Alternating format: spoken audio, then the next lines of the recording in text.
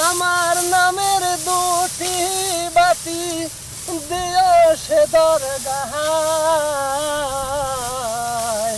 মনে বড় আশা ছিল যাব। নতুন ধানের সুবাসে ভরে উঠেছে চলন বিলের প্রান্তর। সোনালী স্বপ্নের হাসি এখন মাঠে মাঠে। চারিদিকে এখন শুধু পাকা ধান আর কৃষক শ্রমিকের কর্মচাঞ্চল্য। বৈশাখের প্রথম সপ্তাহ থেকে চলন বিল ও হালতি বিলে বোরো ধান ঘরে তুলতে শুরু করেন কৃষকরা। চেষ্টা চলে বর্ষার আগেই ফসল ঘরে তোলার। গত বছরের তুলনায় এবার সার সহ কৃষি উপকরণের দাম বাড়ায় কৃষকদের খরচ কিছুটা বেড়েছে। তবে ফলন ভালো হয় স্বস্তির কথা জানিয়েছেন চাষিরা। চলন বিলে বাম্পার ফলন হলেও শিলাবৃষ্টি আর ঝড়ে ধানের ক্ষতি হওয়ায় হালতি বিলে দেখা দিয়েছে ফলন বিপর্যয়।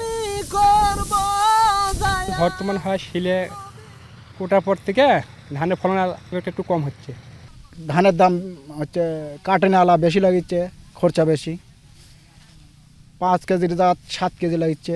তবে 1500 টাকা দাম ধান বেচলে ওই সীমিত কিছু লাভ হয় গায়ে গায়ে, মানে হালকা।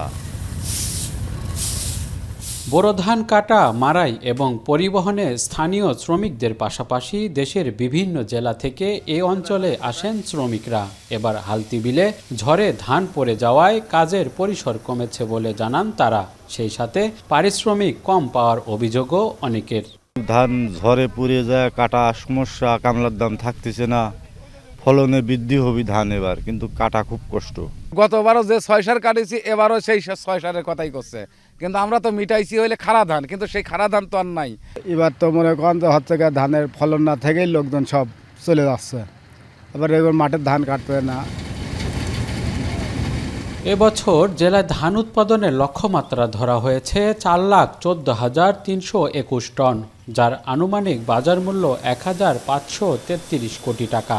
সরকারিভাবে ধান কেনা অভিযান শুরু হলে কৃষকরা ধানের ন্যায্য মূল্য পাবেন বলে আশা স্থানীয় কৃষি বিভাগের। কৃষকরা জমিতেই 1500 টাকা মন হারেই কাঁচা ধানে বিক্রি করতে পারছেন। সরকারিভাবে ধান কেনার যে টার্গেটটা রয়েছে এ বিষয়ে আমরা উপজেলা প্রশাসনের সাথে মিটিং করে কৃষকরা যাতে একটা ভালো দাম পায় সেই বিষয়ে চেষ্টা করছি। 2024-25 মৌসুমে নাটোর জেলার 57,425 হেক্টর জমিতে বোরো ধান চাষ হয়েছে। মাহবুব হোসেন, এখন নাটোর।